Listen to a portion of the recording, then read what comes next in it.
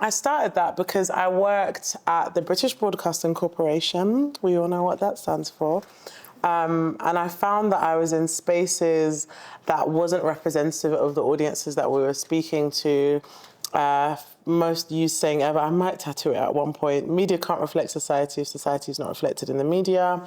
How can I work in an industry where I don't feel myself seen? And it's not necessarily just that, it's looking at the people to come, the people that want to eventually be in that position but just don't yet feel seen. So we're essentially a directory for Black journalists in the UK, where at the time there was 0.4% of us, and now that's risen. But it's been really incredible to see the power of partnership, and to be having our second event with News UK is really awesome. And I'm excited about what this topic is about, because those of you who've been to events of ours in the past, we've had loads on a range of different topics. We're always open. If you want to pitch a random idea that you'd like to see from us, we are always open to those suggestions. So yeah, it's been really incredible to see what's happened over the past 6 years. And we look forward to many more. And we hope that you'll definitely get the most out of this. News UK have been so awesome to work with, you know, very creative with ideas. And I guess this is essentially about working towards the same goal. So it's great to be here again for the second joint event. Yes. We are absolutely buzzing to have you here again and have you back and see so many new faces.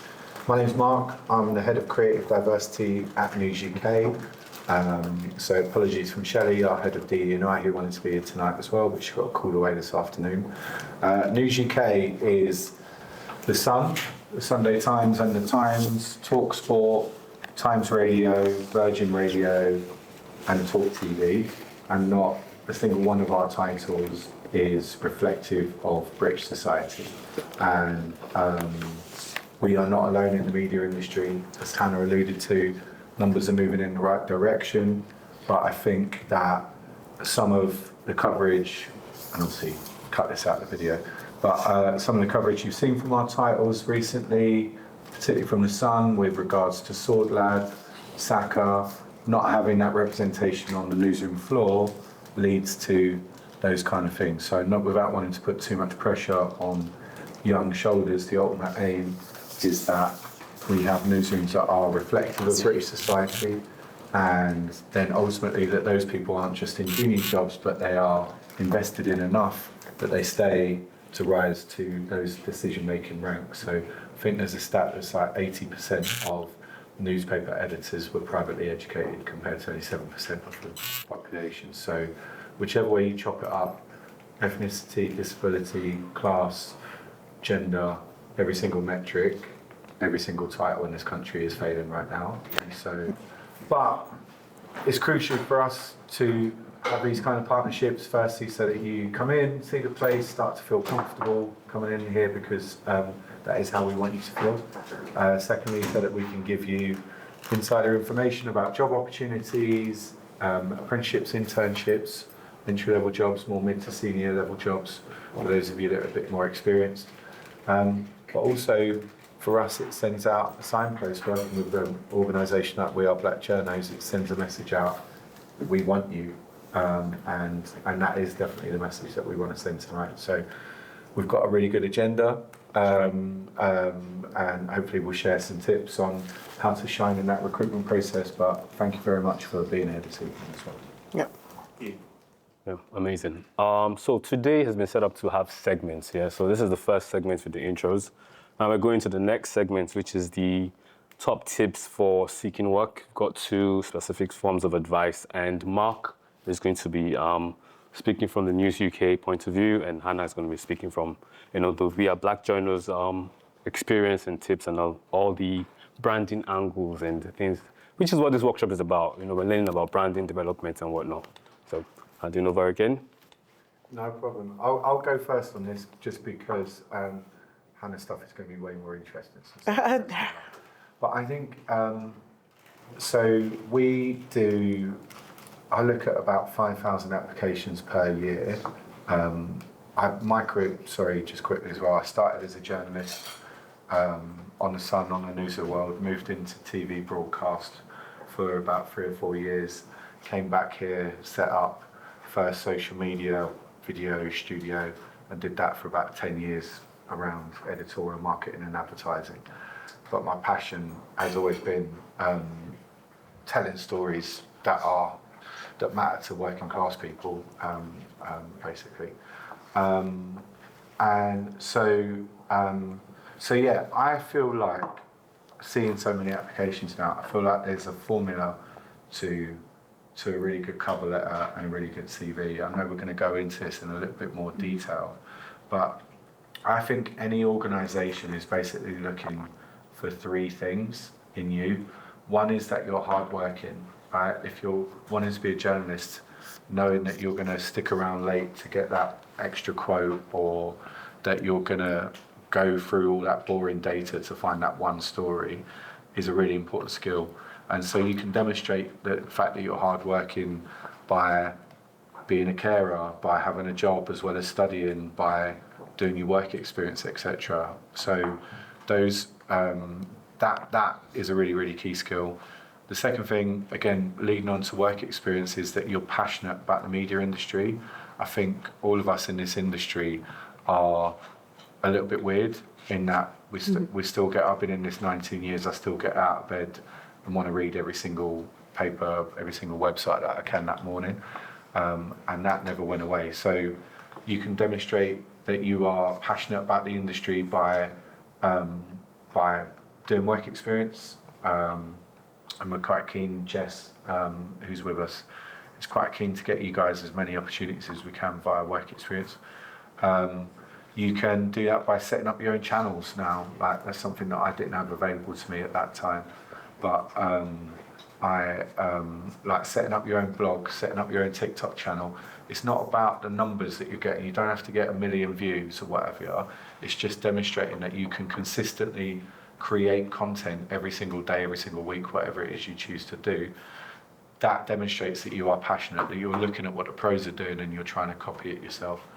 And then the last bit, where I think everyone falls down really, and it's the easiest bit to nail, is that you are passionate about working there in particular, wherever you're applying to. And even if you're lying, just go a couple of weeks before your interview and do it. I lied. Get to know that title inside out. Look at their About Us section. Look at their LinkedIn channels. How do they talk about themselves? And then just regurgitate that stuff back to them, because like everyone, wherever they work, whatever you think of that title, they all work really hard. They have this really clear idea of their audience, and like they really care about what they do. And a big part of what they're looking for is someone who's just going to come in and care as much as they do. So if you can convince them that that is you, that's 90% of the battle. So quite often when we're getting to interviews, we'll say to people like, what did you think of this morning's front page? Or what did you think of this morning's breakfast show? And if you ain't read it, that interview's gone already, do you know what I mean? Because it seems like you couldn't even be bothered to pick up the paper this morning. So I think that is really, really key. We're going to go into how you tell those stories in CVs and cover letters in a little bit more detail, but hardworking, passionate about the media industry, passionate about whatever title in particular you are applying to. If you can get those three things across, then I think you're flying. And I think the last thing to say is, don't imagine, I know I did this when I was starting out, don't imagine that there's someone out there who's got this perfect work experience and they've done the course and they've jumped through, right? Journalism is all about you and your ability to connect with people enough that they tell their story to you, right? So working in Tesco, where you meet hundreds of different types of people every day, is just as valuable as having done 2 weeks on your local newspaper. You know, I was just chatting to Temi here, and one bit we didn't get into was, hello Simon, you all right? Simon's going to be giving us a much more interesting talk later, so just get through this bit and then you get through this.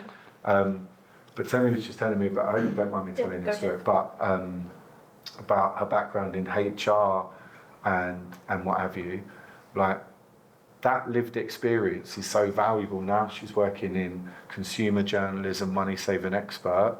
Right? The knowledge that you have in dealing with people and the kind of problems that they have, in like your knowledge on the legal system and stuff like that, all of these bits just like make a really exciting story. So Don't be embarrassed or ashamed about telling your particular story to an employer, and don't be embarrassed and ashamed about saying where you want to get to as well. It's much better when someone says, I want to be a political reporter in 5 years, I'm like, great, you need to go here, then you jump. When someone comes to me and says, I don't know what I want to be, I'm thinking, fucking hell, now I've got to solve your career path as well, I've got enough to do. So just be honest and upfront. So I really want to work here, it's going to be great, but ultimately I want to get there. Ideally, that would be another job within the organisation, because they don't want to think they're going to invest in you for a few years and you're going to sack them off. So just spin that a little bit. But yeah, so that ramble, I think, is a bit that I scoured from our recruitment team, but more on personal branding. Yes, yeah.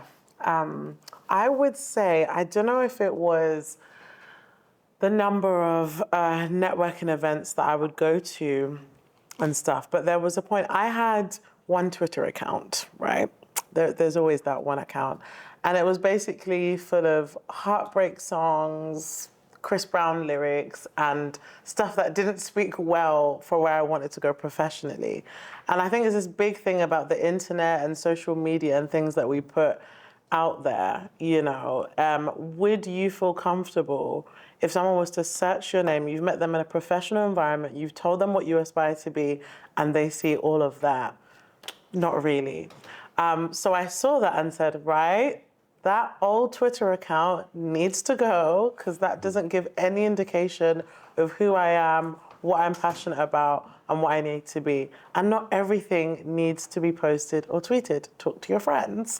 Trust me, I've definitely learned that over time. So I created a brand new account, and that came around the time of 2016, where I made my website. I paid, I think, £40 a year on WordPress. It is literally the same. With all these awards and all this stuff that I've done, I like the idea of less being more. So when people do approach me and say, oh, I've come across your website, I've seen what you've done, I'm absolutely fine with that. If you will feel uncomfortable that someone has seen something of you online, then that's a reality check that maybe your branding needs some work. I wouldn't necessarily say that there's a guide to it, but you start by Googling yourself. You Google your full name, and if you are seeing that there are things that shouldn't be there, remove it, because you'd be surprised how many people that you reach out to, maybe you pitch an idea, or maybe you followed them on Twitter and they followed you back. You'd be so surprised the moment that they've seen that you've connected with them. They may search you up. They may think that you're quite interested. You want to ensure that they're happy with what they're seeing.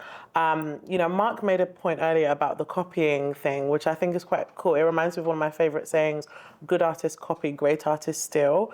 You'll see that there are ways that some media enthusiasts / journalists actually document stuff, whether it's things about their personality, like Travel Tuesday is one of the most popular hashtags out there. Not that you have to be a travel journalist or a travel blogger, but just to show things about your personality. Like, did you know outside of Nigeria, Brazil has the highest black population in the world?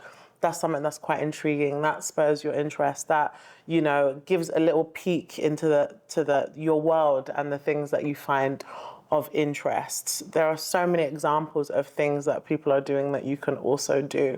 And I think it's also looking at the power of the internet. Like I was saying to JL, who I didn't introduce before, is on work experience with us, and she's awesome. You know, people's lives have literally changed from their bedroom, from creating a TikTok account. And, you know, hearing some stories, like popular TikTokers right now that, you know, have left their full-time jobs because they are making so much money, started by posting 10 times a day. I know that's quite excessive, but I think depending on the area that you want to go into, because there's so much in this big hub of journalism, how much are you willing to put out there to really show, this is me? If someone is to search me up, they have an idea of my interests. I'm also a big believer in you can be jack of all trades and master of all. I just started DJing 3 weeks ago as a hobby, super random, played it for the first time in front of friends yesterday, and they didn't laugh, they actually danced. So that's progress. But I think that there's many things that you can express interest in that doesn't always have to end on a career route. Like, I'm not planning to play at festivals or anything, but I would say as you're, testing out your skills, like, is it print? Is it broadcast? Is it radio? Is it podcast? There is no harm in dabbling in them. Like, trust me, because you don't want to be in the position where you've applied for a full-time job that you absolutely detest. Or it could be something that comes with a game plan professionally. Like, fair enough, I don't really want to be in this sector, but let me just, bang it out for 6 months to a year, get that experience under my belt and see if I can move on to the next thing. So online branding, I mean, I know people that can't stand the internet on social media. Completely understand. I've been avoiding it a lot today, especially after England's loss. But LinkedIn is also a really excellent place to start as well. I never really used to understand the hype around it because I feel like sometimes it's a bit of like an announcement stage where we're just saying stuff for the sake of it. But I think if you're connecting with the right people, you are destined to see amazing things that are happening, whether it be events or familiarity, like knowing that you already have a connection with someone that could potentially put your name in a room that you're not in, because that's literally happened to me before through LinkedIn. And lastly, when it comes to seeking work, which this, centers around, I've gotten, I've just touched on obviously how you present yourself, and apps and platforms that you can utilize. The magic of pitching. I've said this at a few recent events, but I always give it 3 times to reach out to someone. There's lots of people that have reached out to me in the past, whether they're like mentees or lovely strangers on the internet. DMs are always open. They would say, "Oh, I've reached out to so-and-so, but I didn't hear back from them, and I hate them, and, I cannot believe they ignored me." And I always say, unless that person has directly responded to you and told you to go away, there is nothing wrong with reaching out again. Just make sure it's not harassment. So I reach out 3 times over the space of 5 weeks. So I like to space it out a little bit. After that 3rd time, it's either they've seen it or they may be going through something or busy, or it's just not meant to be with that person. I've pitched ideas to one editor who would consider it as trash, but another editor who would consider it as treasure. So that also comes with the whole social media thing, because I think if you're relying on one contact, that doesn't really give you much flexibility to seeking work. There are loads of people that work in these organizations. It's pretty easy to figure out the email as well, firstname.surname@organization.co.uk. So make sure that you're at least trying a few times before, eventually getting that reply. So it's just to show, like, wherever you are in your career path or field, there's many different ways that you can navigate and move up with it. And I think once you get those ducks in a row, whatever your branding looks like, if there's like a local magazine or something that you regularly write articles for, that could be your magical link that you can send.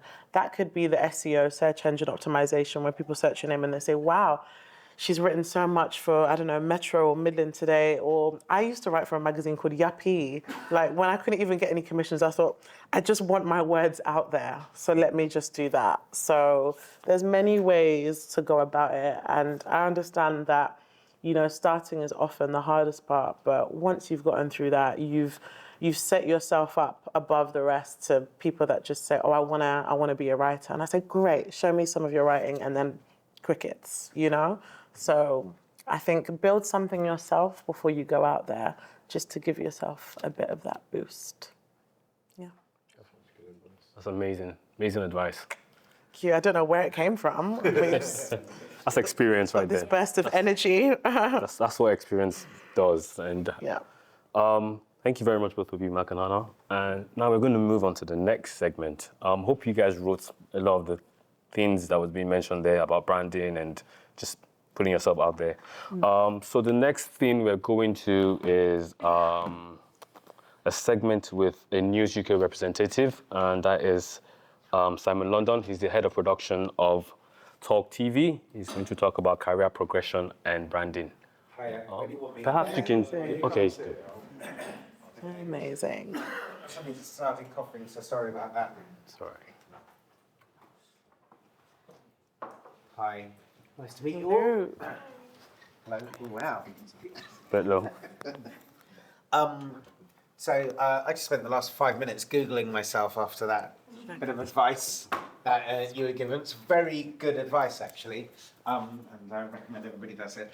So where to begin? So I work here in this building, and I'm head of production for News UK Studios, and before that I was head of production for Talk TV. Yep, sure. You want to put that?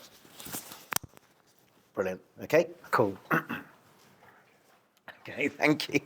But I've had a kind of quite a long and varied career. So when I started out, I was, I guess the first thing I did is I managed to get a job writing the TV listings for a company called Murdoch Magazines. And so it was owned by Rupert Murdoch, and basically we wrote all the listings for his newspapers. So Sunday Times, Sun, News of the World, as it was, that. And I was in a big room with lots of other people, and we moved around desks every 2 weeks. So 1 week you'd be writing on the Sun and writing the listings for the Sun. And then another time you'd be writing for the Sunday Times and blah, blah, blah, onwards and onwards. And somebody down at the Sun recognised something that I'd written, because we used to try and get jokes in the listings that we wrote, so we could send messages to our friends, because we're like in our early 20s and stuff. So we were always writing these funny jokes into the listings, and I got invited down to the Sun and asked if I wanted to kind of work on the TV desk there, which I did for a bit, and it made me end up on a newspaper called Today, which a lot of you would be too young to remember, but it was like the Today newspaper was Britain's first colour newspaper, so it had the first colour pictures in. Yeah, I am that old, God, just going back right now. And then I joined the Mirror. So I joined the Mirror, and a lot of people from News International had gone across and joined Mirror Group newspapers. This was just before Maxwell died. And when he did die, they kind of had a massive clear out. And a woman there who'd kind of always been a bit of a mentor to me, Jane Moore, you might know her from Loose Women. So she really liked my writing, so she offered me a job as the TV critic on the Daily Mirror. So I was I think I was their first black columnist. I was definitely their youngest columnist, and so I went and worked to the Daily Mirror for a couple of years. And then the Daily Mirror set up this cable channel called Live TV. And it was famous for News Bunny, and it was terrible. It was a terrible, terrible cable channel that I was one of the main presenters on, and I presented alongside Julia Bradbury and Charlie State and Claudia Winkleman. I used to do the breakfast show with Claudia Winkleman, and but it was kind of obvious at that time, as all of those guys were going off to do, getting poached to go off and do everything else, just how hard it was for me to go off and do something. It was almost like TV had decided it had its own black presenter at that time, and that was Andy Peters, and there wasn't going to be another one. So that's when I kind of decided, and I think it's a really good thing, is to have as many side hustles as possible, and to kind of decide what it is that you enjoy and make that thing the thing you do whilst you're looking around for work or whatever, and see whether you can make it into something else. So I decided to stop presenting. I kept an agent, but decided I was going to produce more, and I was going to learn how to shoot, because I was going to learn how to edit, was going to learn how to, whenever I wanted to get a job, I wanted to be able to say to the people that I was working with, if you get hit by a bus, I could do your job to a certain level. I'm not saying I'm better at your job, but I could definitely know what your job is and could do your job to a certain level. And I have a son now, he's 23 next month, and I've kind of impressed on him all the way, this is what you've got to do. You've got to be able to do somebody else's job to a certain level to make yourself more employable. And I think that is a really good tip. And make it about what you like doing. If you've got a hobby or something, if you like taking photos, if you like making music, then sort of try and do it to a certain level where you can make it pay for itself. And that might be on something like Fiverr. Do you guys know the website Fiverr? It's brilliant. It's brilliant. It's so easy. It's so easy to get on there and kind of make whatever you're doing at that time pay. So I started being a producer. I went to the BBC, and I was producing, but I was also presenting on the lottery show. I used to do a report called Simon's Millionaire Dreams, where I would do a little report on the lottery show every Saturday night about what I'd do if I won the money. but there was less and less presenting and more producing, and I got poached and I went across and worked on the Graham Norton show, which was at Channel 4 at the time, and it was called So Graham Norton, and it was really irreverent. I don't know whether you guys remember it, you're nodding. He used to bring up celebrities and like prank them over the phone and stuff like this. So I did that job for a while, and then, what did I do after that? God. Then it went 5 nights a week, so we had Graham Norton on every night. Can't believe that, but we did that 5 nights a week. And I was still producing then, hardly doing any presenting, but still doing a lot of producing. And then I ended up going and working for a company called Talkback, where I came up with this show called Distraction with Jimmy Carr, and it basically, you had to answer the easiest questions in the world whilst you're being distracted. That was the premise. Yeah.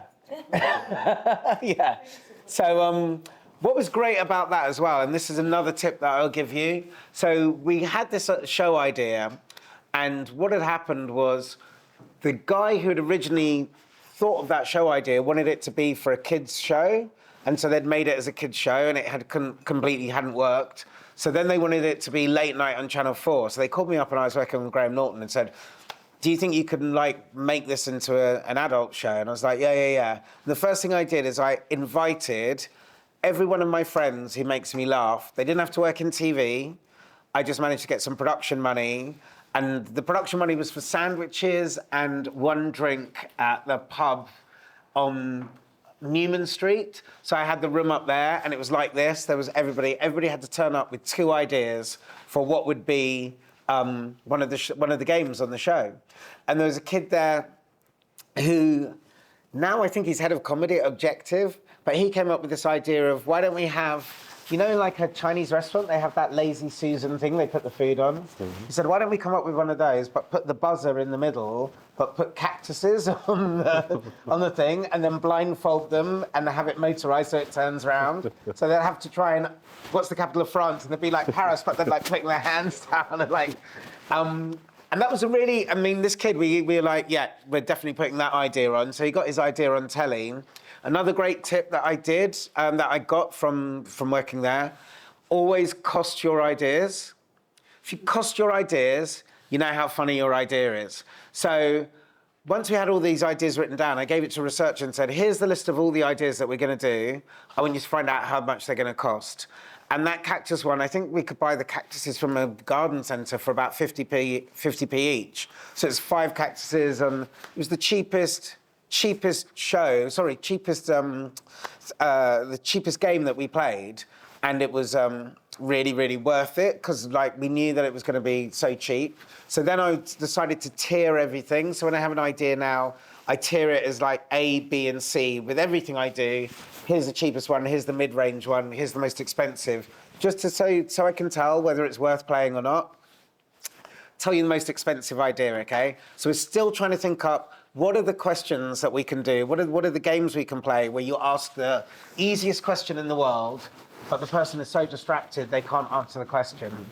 So me and my wife were about to go out one evening, and I called up to her, this is a while ago, before Uber. I was like, babe, what's the number of that, what's the number of the minicab place? And she's like, I'm on the loo. And I was like, well, you can tell me the number. She goes, I can't think of the number when I'm on the loo. I can't tell you. So I come down. And I was like, we're going to play that game.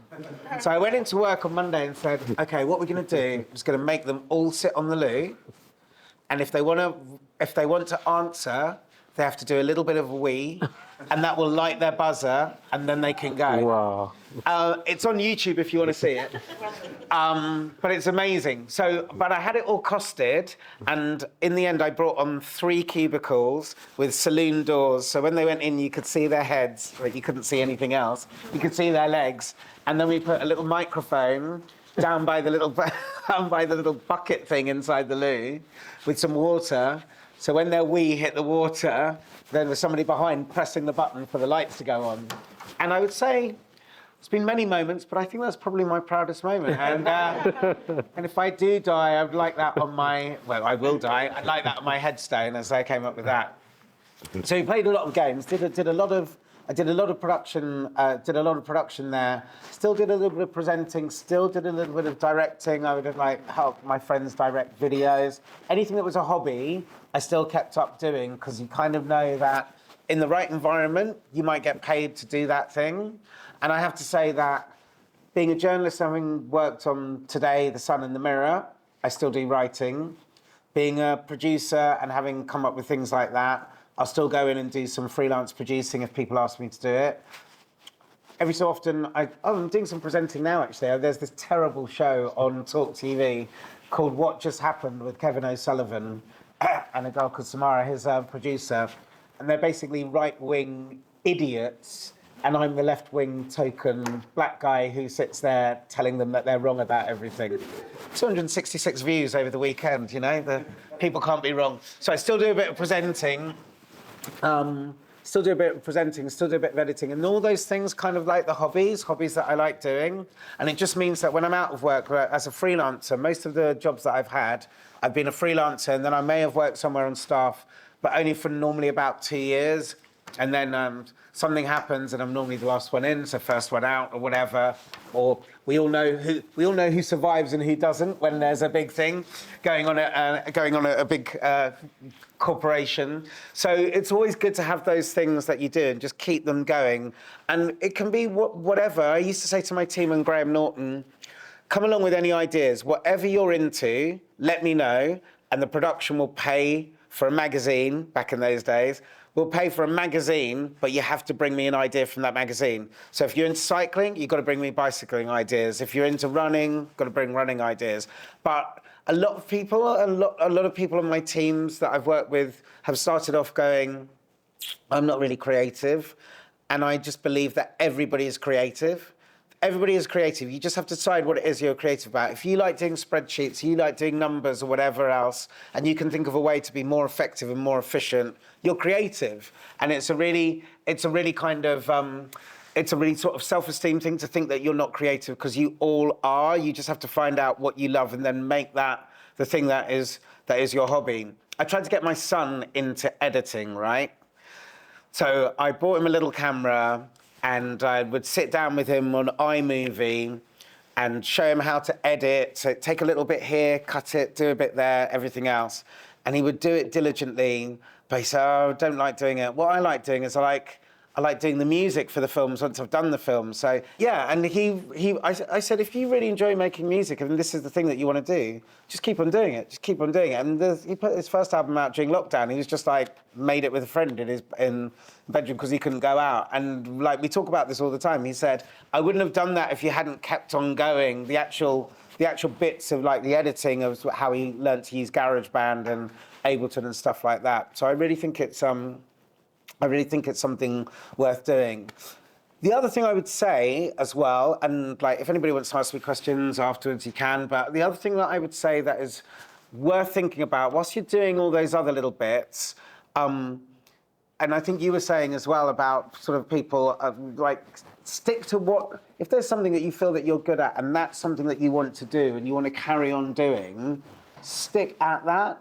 Whether it's kind of doing your writing or doing your photography or whatever, you know, you can take off other jobs. You all got to pay the bills, and if something comes in and it's like, it's taking me off what I would call your critical path to get to somewhere, if you can do that, if you can kind of do a compromise, but where you're still doing what you're doing, it's really good when you can go and sit and talk with an interviewer and tell them how passionate you are about what you do as your side hustle or as your hobby or where you want to get to.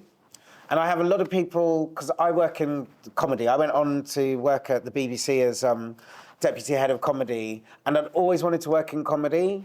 And every so often a job would come up which would be more kind of a fact-empty show or features or whatever. But I would try and stick, if I could do, in that, stay in my lane, as it were, because that's what I wanted to do. And when I went to be, and if I had to go and do another job and I'd have to be interviewed, and they said, oh, what do you like doing? I go, I like going to comedy clubs. I'm really obsessed with comedy. I read about comedy all the time. I know this and that, and I can start sort of talking to people about different sorts of comedy. I'm talking about, and it was basically my hobby. but people could see that I was passionate about that stuff as well. And I think that's a really good tip. That's a really something that sort of not to lose sight of. And now I'm here. So this is like a weird one for me. I left TV for about 5 years to do a little startup idea that I had. I had this idea.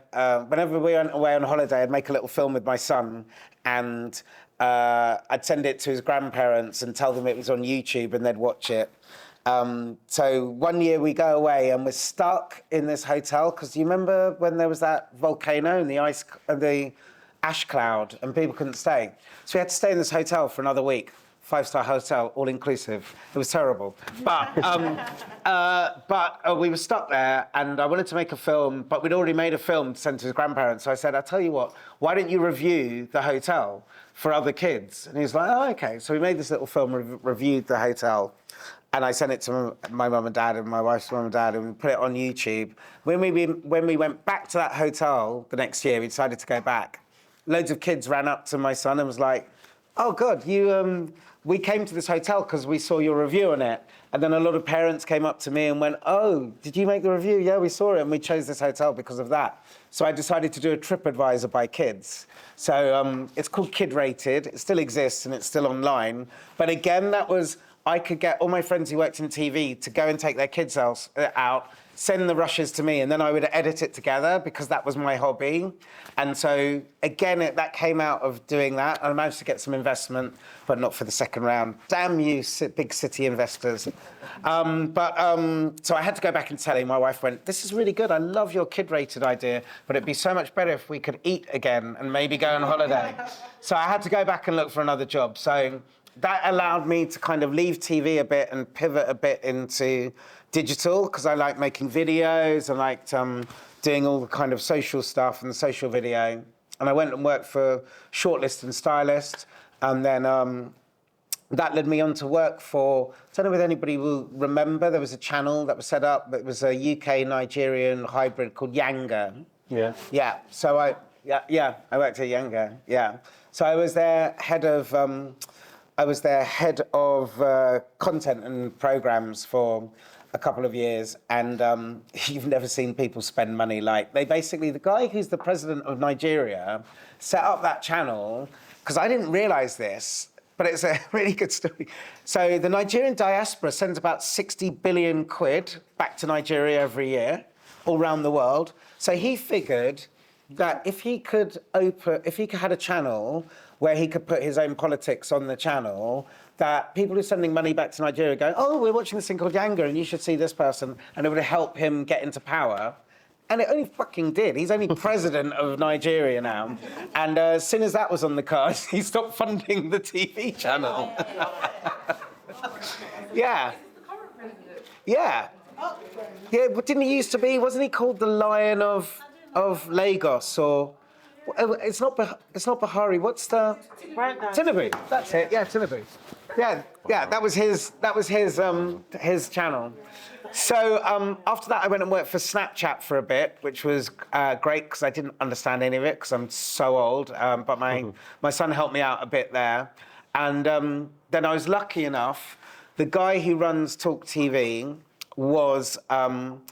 I sat next to him on the Mirror when I was a kid, when I was about 22, 23, and he was chief showbiz writer, and I was a little squirt and everything, and I got in touch with him and just said, look, do you need somebody to come and help you do programs and stuff? He said, I don't need that, I need somebody to come and help me with production, head of production. So editorial, I'm kind of presenter, producer, make shows, jazz hands, shiny floor, all that. Production is looking after the budgets, looking after how stuff is made. It's the less sexy part, but when you're 55 like me, you need less sexy stuff, and it's fine. I'm not Mr. Spreadsheet, but I'm getting there. And the great thing is that this is kind of a pretty good company to work for. And the truth of the matter is that they kind of take diversity, their diversity and inclusion really seriously. Before I even joined them, just because a friend of mine she worked on The Sun, but she left. She's got a kid with disabilities who's my goddaughter. And News UK asked her if she'd write a diversity and style guide.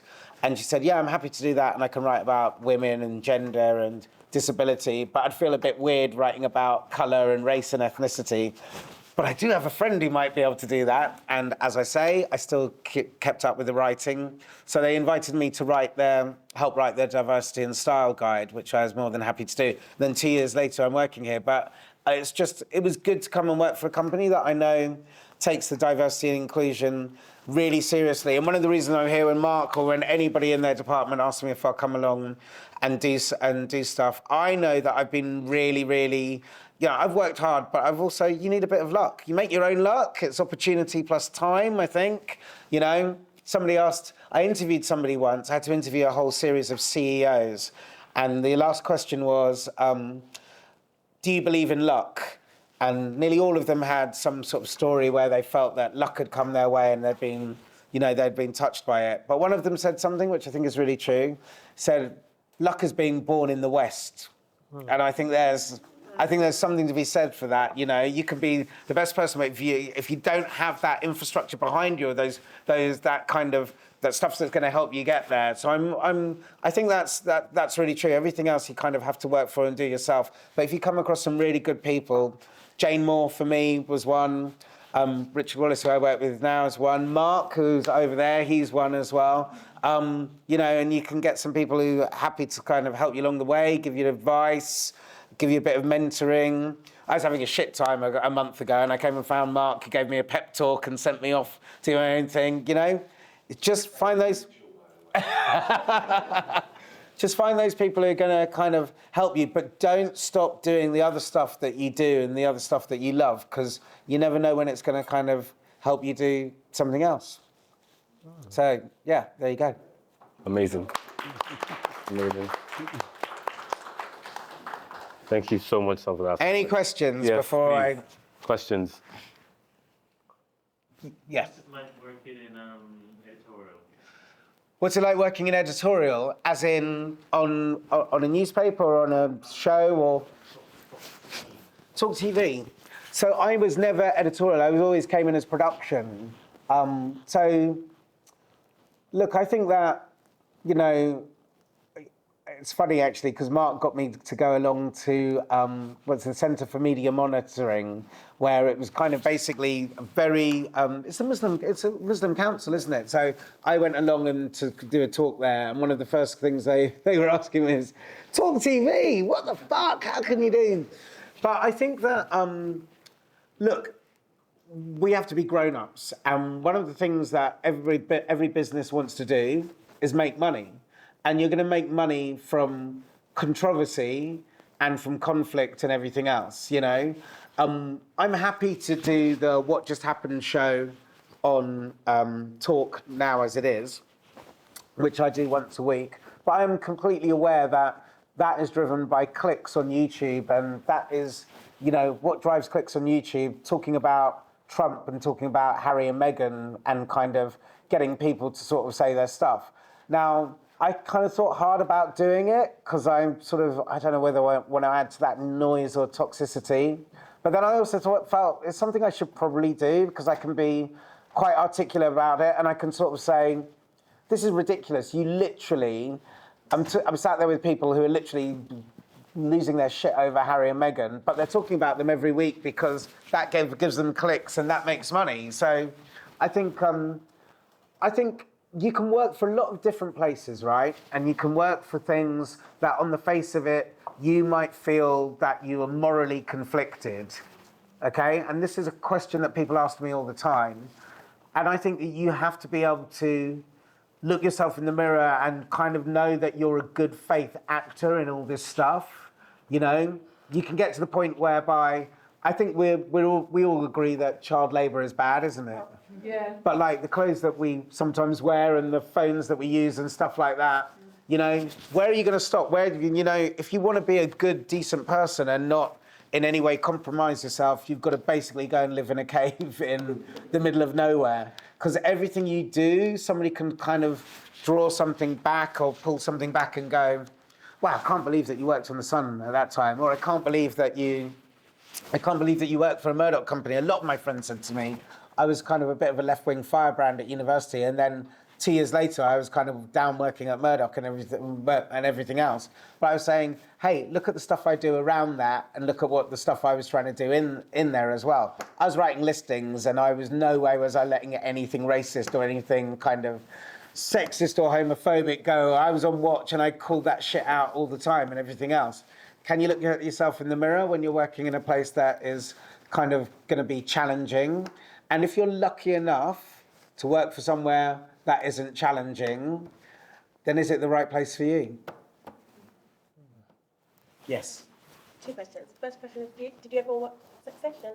Yes, I did. And was it like that working in Murdoch Dynasty?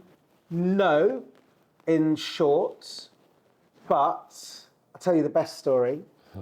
So, at News International, when it was based down in Wapping, it was just one long corridor, okay? At one end was Today newspaper, then, Mark, was it News of the World, and then The Sun? Yeah, so you could walk along this long corridor, and you're basically, the biggest selling newspapers in Britain were all along this corridor. And I'd worked on The Sun for a bit, and then I'd gone and worked at Today. But my friend, Sarah, she still worked on The Sun, and I used to go and get her every lunchtime. We would go down to the canteen. We were about 22, 23, and she said, oh, there's a kid, he's joined us, and he's all by himself. He sat with us, and I said he could go to lunch with us. And I was like, quite fancy Sarah, this is a bit annoying, but I'll be a good friend and come along. So her friend, she's got, he came along with us, came down to the canteen, and there was a few of us. We were kind of the younger people on the papers. So we sat down in the canteen, had some food and everything, and then he joined us and would come every day for the week. And then she suddenly told us all, oh, I've started seeing him, he's quite a nice guy and everything. And we're like, oh, okay, that's interesting. He said he's having a party on Saturday, and he said to invite some of my friends from here, he's going to have his friends. We're like, yeah, okay. So he gave me the address, and I was looking, back then it was A to Z, it wasn't any apps or anything. So I got my A to Z, and I can't remember what the road's called, so let's just call it Glass Road. So I'm looking, and I'm like, this can't be right.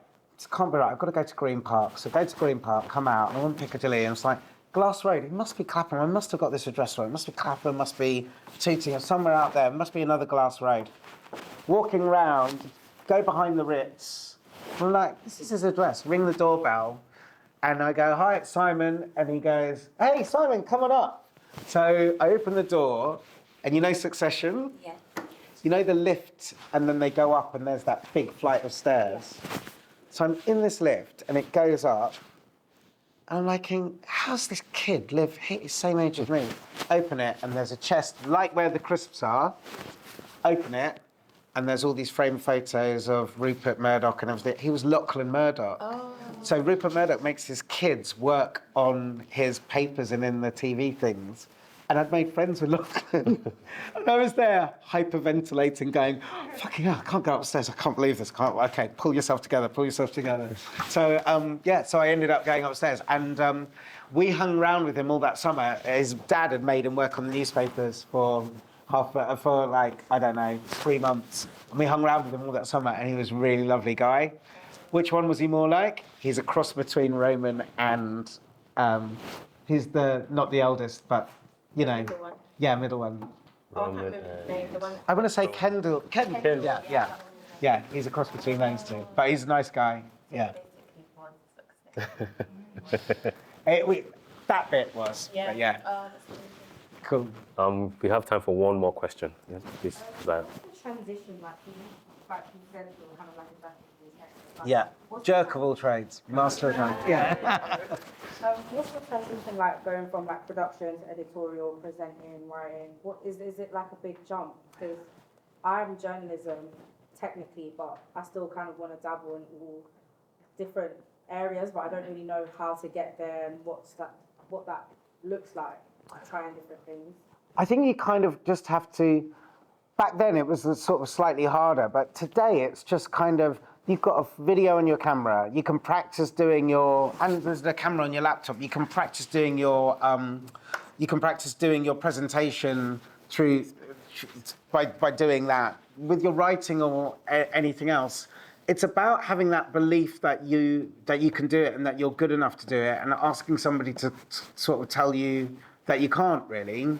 I mean, it's funny, there are people here who kind of don't know what I've done, and when I suddenly appeared on Kevin O'Sullivan's thing, I heard somebody go, oh, God, he really wants to be on telly. And I was like, I was fucking on telly before you were born, mate. Do you know what I mean? You know?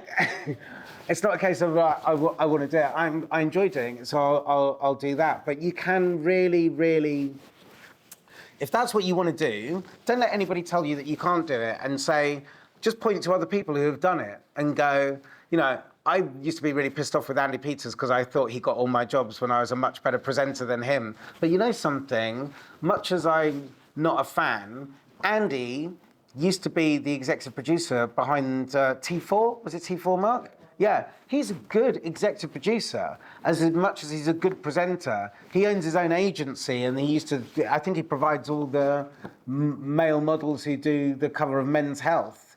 And he does a bit of writing as well. You know, there's a guy who is doing lots of different things because he knows how difficult it is for us to kind of, it's 6 times harder for us to get a job. So just do the bits that you want to do and then challenge people to tell you they're not good. Or if you're not good enough, say to them, well, what do I have to do to be better then? That's what I said to Jane Moore. What do I have to do to be better? And she's like, oh, okay. And then she gave me some stuff to review. So that's how I became a TV critic, because I wanted to be a film critic, and I was like, oh, I want to write some films. Can I get hold of the freebie screening tickets? And she's like, have you written anything before? And I said, no, that's why I need to. That's why I need to do it. So yeah, so just have absolute belief in yourself, and people will tell you it's arrogance, whatever else. It's a fine line between confidence and arrogance, and you know which is which. Amazing. Thank you so much, Simon. You're welcome. Are you going to still stay here with us? Or? Yeah, I'll stick around. Yeah, how long was? I just. You can skip that if you want. We're going to do a last bit on CVs and cover letters, I think. Oh, okay. Well, look, if anybody needs any advice or anything like that, I am on LinkedIn, and I'm happy to talk to anybody. Follow my son. He's called Elliot London, but he doesn't have the N in that. El Lundo, that's his music, and whenever I do something, I always say, and then he gets home and goes, about 10 people followed me today, and I go, yeah, that was me. Sorry? Is London. London? Yeah. So Simon London. Simon London. Amazing. Yeah. And your son is, sorry, El Lundo. L-E-L, and then Lundo. Yeah. So we're moving to the next segment now. Thanks, guys. Really nice to meet you. Best of luck. Okay, take care. Thank you.